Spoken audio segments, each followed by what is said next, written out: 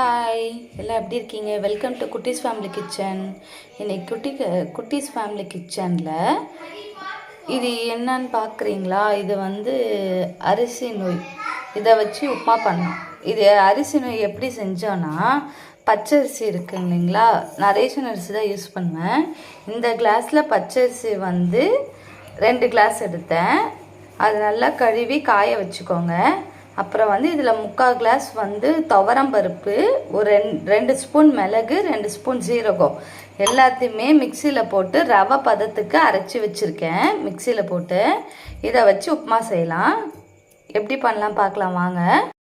நான் குக்கரில் இன்றைக்கி பண்ண போகிறேன். தாளிச்சிருக்கேன். எண்ணெய் ஊற்றி கடுகு, மோர் மிளகா தான் இதுக்கு டேஸ்ட்டு. மோர் மிளகா, கருவேப்பிலை, கொஞ்சம் பெருங்காயம் போட்டு வச்சுருக்கேன். எப்படி பண்ணலான்னு பார்க்கலாம். இந்த தாளிக்கிறதுக்கு முன்னாடி நான் இந்த கப்பில் 1.5 கப்பு எடுத்திருக்கேன்.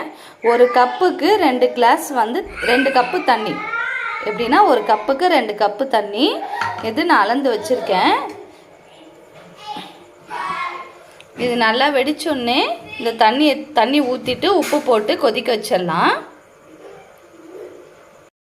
கொதிச்சிருக்குங்களா? இப்போ அடுப்பை ஸ்லிம் பண்ணிவிட்டு ஸ்லோ பண்ணிக்கோங்க.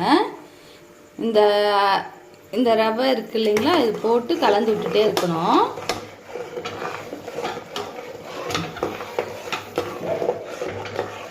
அப்படின்னா தான் கட்டி தட்டாமல் வருங்க. அப்படியே கலக்காமல் விட்டுட்டீங்களா வச்சுக்கோங்களேன், கட்டி கட்டியாக இருக்கும். அப்புறம் சாப்பிட நல்லாவே இருக்காது.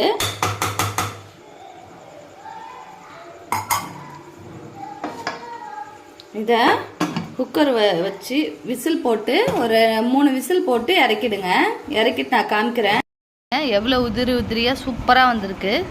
இதுக்கு சரியான காம்பினேஷன் மாங்காய் ஊறுகாய். எங்கள் அம்மா போட்டு கொடுத்தது பச்சை மாங்காய் ஊறுகாய். செம்ம டேஸ்ட்டாக இருக்கும் அந்த ஊறுகாய். உங்களுக்கு எந்த ஊறுகாய் கிடச்சிருந்தாலும் நீங்கள் சாப்பிடுங்க. இதை பசங்க சாப்பிட்டு ரிவ்யூ சொல்லுவாங்க.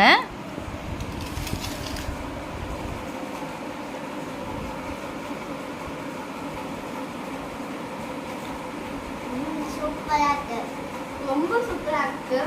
இந்த வீடியோ ரொம்ப பிடிச்சிருந்துச்சுன்னா லைக் பண்ணுங்க, ஷேர் பண்ணுங்க, மறக்காம சப்ஸ்கிரைப் பண்ணுங்க.